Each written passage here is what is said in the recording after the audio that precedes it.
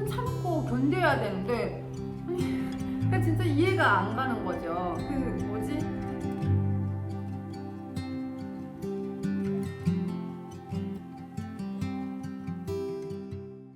안녕하세요. 반갑습니다. 북한댁 사랑방의 북한댁입니다. 네, 거침없는 장미입니다. 네, 오늘도 거침없는 장미 씨를 초대해서 저희가 이야기를 나눠보려고 하는데 오늘은 제가 장미 씨에게 좀 듣고 싶은 이야기가 있어서 뭐죠, 언니? 한국에 와서 영화를 봤는데 네. 그 영화가 국제시장이었다고 하더라고요. 그래서 며칠 전에 넌지시 국제시장 봤냐고 물어보셨네요. 그렇죠. 아. 네, 저는 은근슬쩍 뭐 이렇게 물어보는데 봤다고. 네. 근데 그거 너무 감동이었어요. 이렇게 얘기하는 네. 거예요. 그래서 그러냐고 그럼 같이 하자 이래서 네. 준비하기로 했습니다. 국제시장 어땠어요? 난 그걸 보면서 일단 전쟁의 참혹함을 느꼈어요. 생리별이라는 게 정말 너무 가슴을 아프게 하더라고요. 그리고 뭐 여러 가지가 있었죠. 근데 마지막쯤에 살아가는 게 참 힘들다라는 얘기를 해요. 그래서 그거를 보면서 옛날 사람들이 짊어져야 했던 가장의 무게를 느꼈어요. 그 제가 느꼈던 바에 대해서는 이제 뒤에 가면서 점점 얘기를 할 건데 처음에 느꼈던 두 가지. 일단 전쟁의 참혹상, 두 번째는 그때 당시 가장이 짊어졌던 짐. 그렇게 두 가지였거든요. 저는 국제시장을 보면서 아까 전쟁의 그 참혹상 그것도 똑같아요. 그리고 두 번째는 그때 당시 한국의 배경 그게 너무 잘 보이는 거예요. 우리가 항상 얘기하는 게 한국 사회를 좀 알아가라 막 이렇게 얘기하잖아요. 그 전에 사회가 어땠는지 그 전에 배경이라든가 이런 걸 전혀 몰랐는데 국제시장을 보면서 좀 알았죠. 더 많이. 이사에서는 많은 돈을 벌기가 힘드니까 그때 당시 돈 벌기 위해서 서독에도 가고 또 전쟁에도 나아가고 그러잖아요. 그러면서 그때 와이프한테 보낸 편지가 있어요. 주인공이 뭐라고 쓰냐면 만일 우리 자식들이 이런 험한 세상을 만났더라면 우리 자식들이 이런 전쟁 난리통에 죽어갔더라면 어땠을까 그러면서 본인이 겪는 게 더 마음 편하다고 얘기를 하거든요. 너무 네, 그게 네. 너무 진짜 그런 거를 감동이었어. 보면서 전 세대들이 희생이 있어서 오늘이 있구나라는 생각을 했어요. 맞아요. 네. 그리고 또 이제 그 가장이잖아요. 그 부분에서도 그때 제가 장미 씨한테 잠깐 들었던 건 가부장적인 이야기가 과연 꼭 나쁜 말인가 그렇게 좀 다른 시선으로 바라보고 네. 이야기를 하더라고요. 맞아요. 그러니까 가부장적이라는 게 꼭 나쁜 것만은 아닌 것 같다. 그러니까 가장이 모든 거를 다 책임지고 결국에는 돌보잖아요. 이 사람이 그 동생들이라든지 자식들을 더 잘 먹고 잘 살게 하기 위해서 본인이 희생을 해요. 목숨을 건 사투를 벌리거든요. 탄광에 들어가서 일을 하는 것도 그 마지막에 갱도에 딱 내려가기 전에 그 독일어로 뭐라고 하냐면 살아서 봅시다 이런 말을 하거든요. 다시 말해서 목숨을 건 돈벌이인 거예요. 그렇죠. 그리고 전쟁에 나갔을 때 역시 그것도 역시 목숨을 건 거잖아요. 베트남. 네. 그래서 정말 이렇게까지 돈을 벌기 위해서 목숨을 내걸고 뭐 일하고 이게 진짜 너무 지금으로서는 생각하기 어렵다 그런 생각을 했어요. 그러니까요. 그 뭐 동생을 만나는 그 부분에서도 그렇고 너무 눈물 났죠. 그거를 보면서 또 느꼈던 게 뭐냐면 과연 우리가 이렇게 좋은 세상에 살고 있는데 그분들이 그 희생을 우리는 어떤 부분에서 위로를 해드리고 있는지. 그러니까 마지막 부분에 그게 잘 표현이 된 거예요.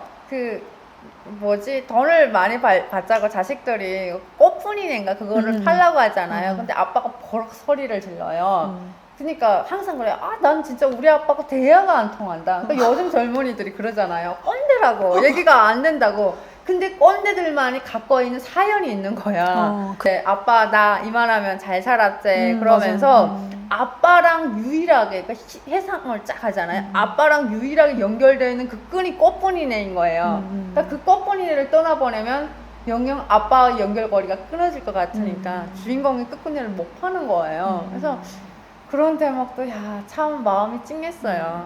그리고 저는 이제 그 세 번을 보면서 무슨 생각했는지 알아요? 그렇게 정말 무슨 꼰대 소리 듣고 뭐 이렇게 한다 하더라도 어쨌든 그 시대에는 그 험악한 세상 가장 처참했던 그 시대를 통과하신 분들이잖아요. 그 시대를 통과해서 지금의 이 사회에 엄청난 기여를 하신 분들인데 그분들은 그래도 어쨌든 자식에게 나 같은 내가 살고 있는 이 세상을 물려주지 않기 위해서 더 노력을 했고 또 발전을 했고 이렇게 해가지고 그런 세상에 살게끔 우리를 한테 만들어 줬잖아요.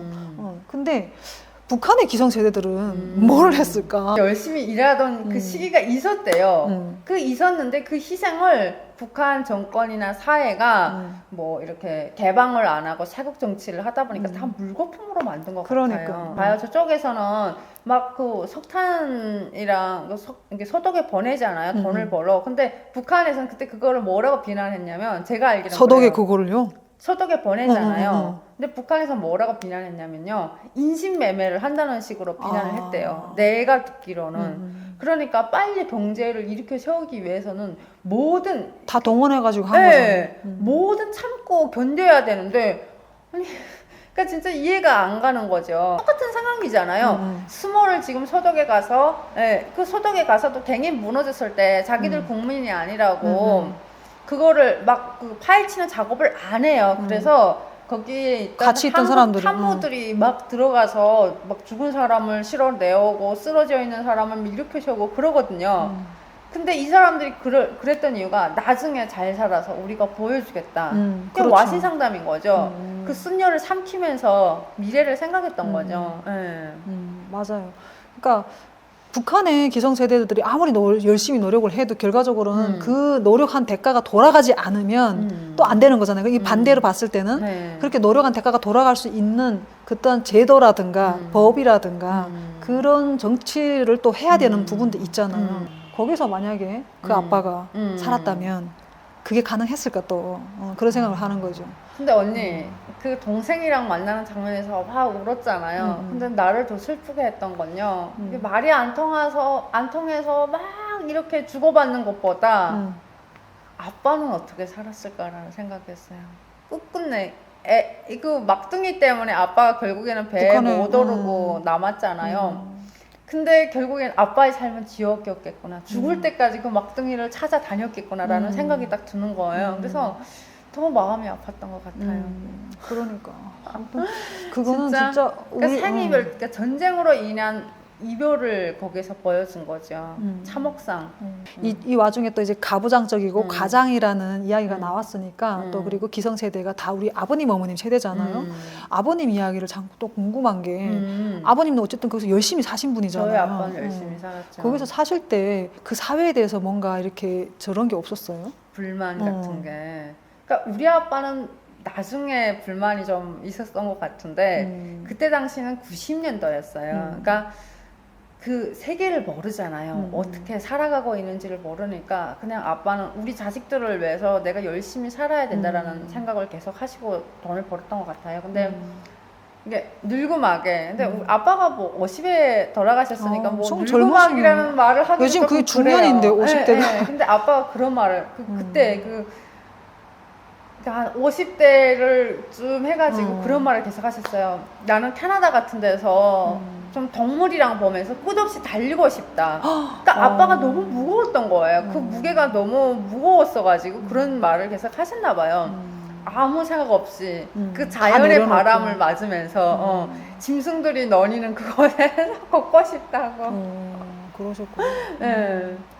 그래요. 저희 엄마도 그러더라고요. 그 영화를 보면서 봐봐라, 저렇게 그 옛날 분들이 엄청나게 노력을 했기 때문에 국민들이 저렇게 노력을 다 같이 해가지고 했으니까 저렇게 일어설 수 있었던 거고. 지금 오늘의 대한민국이 있는 거는 진짜 무조건 50대, 60대, 70대 그분들 다 공이에요. 그러니까. 네.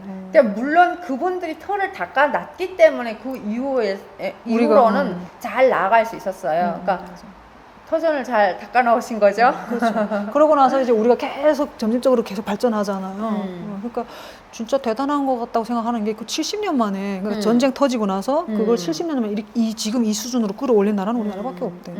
북한은 저렇게 고립되고 참 똑같은 이 한반도 지도를 보면 이렇게 하나잖아요. 좀 이렇게 다를까. 이념의 차이가 이렇게 큰 차이를 만드는구나. 삶의 생각을 했어요. 이제는 완전 문화가 다를걸요. 그래서 저는 그냥 같은 한반도에서 오기는 왔지만 그냥 외국에서 왔다고 생각해라. 왜냐하면 이제는 문화가 너무 다르고 저도 그래. 살아왔던 삶이 너무 다르기 때문에 맞아요. 이제는 공감대가 거의 형성되어 있지 않아요. 물론 김치를 좋아한다든지 근데 요즘 친구들은 김치도 안 좋아해요. 햄버거를 좋아해. 맞아. 우리 그래서 애들도 이제는 그래. 그나마 유일하게 연결되어 있던 그 식문화까지도 바뀌었기 때문에 근데 그래도 언어는 같으니까 이 언어가 같다는 건 정말로 크고 대단한 힘인 거예요. 그래서 그럼에도 불구하고 이제는 외국에서 왔다고 생각해라. 그게 더 정신 건강에 이로울 거다. 제가 그러고 말하고 있거든요. 나랑 같은 생각을 네. 하는 사람. 이해하려고 하면 끝이 없어요. 그러니까 이해가 안 되는데 왜 이러면 스트레스만 받고 이해 안 되는 지점들이 너무 많기 때문에 이제는 그러기보다는 아예 그냥 다른 문화라고 인식을 하고 받아들이는 게 더 편할 것 같아요. 그런데 우리 기성세대 분들은 다른 문화라고 받아들이지 않는 거 알죠? 그때 이제 그 국제시장에 나오셨던 그렇게 열심히 사셨던 분들이 지금 탈북민 유튜버를 다 시청해 주시는 세대인 거예요. 그쵸? 그래서 누구보다 애정이 많으시고. 그렇죠. 내가 여론조사를 봤는데 너무 웃긴 결과가 뭐냐면 북한을 적으로 생각한다라고 생각하실 분들이 이 50대 이상의 분들이 다 북한을 적으로 생각하고 있대요. 근데 우리 한반도는 같은 민족이고 통일해야 된다라고 생각하시는 분들도 이분이 압도적으로 높더라고요. 그러니까. 젊은 친구들은 북한? 뭐 적인가? 근데 북한 통일해야 된다? 에? 북한이랑 우리가 뭔 상관이 있다고 이렇게 생각을 하신 거예요. 그러니까 애정이 많은 만큼 애증의 관계. 그렇죠. 네. 애증의 관계. 네, 그렇잖아요. 사랑의 반대말은 붕어가 아니거든요. 무관심이거든요. 그만큼 엄청난 사랑을 갖고 계신다는 맞아요. 말씀이고 저희가 이렇게 발전하고 또 성장할 수 있는 가장 큰 요인이 그분들이 아낌없는 찬사와 지원, 사랑을 주시기 때문이에요. 그렇죠. 우리가 유튜브를 할 수 있는 이유도 맞아요. 네, 그런 거죠. 아니, 그러면서도 막 이렇게 나는 처음에 몰랐어요. 그 연령대가 그렇게 높은 줄을 몰랐거든요. 근데 그렇게 연령대가 보니까 그 통계에 나오잖아요. 우리는 눈으로 딱 보잖아요. 높은 거예요. 그래서 만약에 진짜 어느 날 갑자기 그렇게 막 순간에 뭔가 통일이 돼서 합쳐진다 해도 나는 우리 기성세대 분들이 그 애증의 관계를 갖고 있는 분들이 계셨을 때 좀 있으면은 그래도 그분들이 또 어떠한 가교 역할을 하실 수 있는 분들이다 이런 생각도 들어요. 근데 그것마저 점점 옅어지는 거지.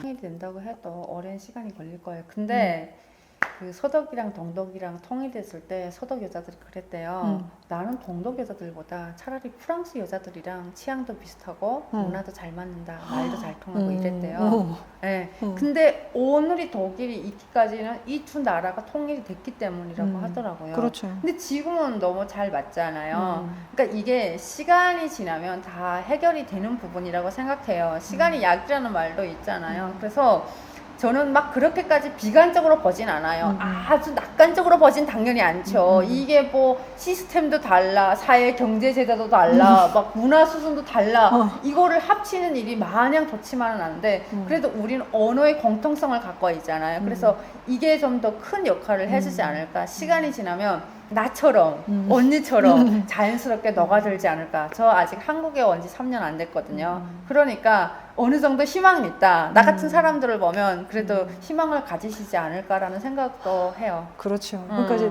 그래서 장미 씨가 한 번씩 출연할 때마다 아 장미 씨 같은 젊은 청년들이 더 많이 왔으면 좋겠다. 그러니까 통일이 빨리 하려면 탈북 더 많이 해야 돼요. 먼저 온 통일이라고 그랬다면서요. 그러니까 먼저 온 통일이 이렇게 젊은 친구들이 많이 온다고 하면은 확실히 달라요. 확실히 달라요. 우리 오늘도 장미 씨 또 국제시장에 관련된 이야기를 네. 하면서 희망적인 이야기도 해주고 그래서 오늘도 정말 진지하게 이야기 네. 잘 나눠주는 장미 씨 감사하고요. 네. 우리 시청자님들 즐겁게 네. 시청하셨나요? 오늘도 북한댁 사랑방 함께 해주셔서 정말 감사합니다.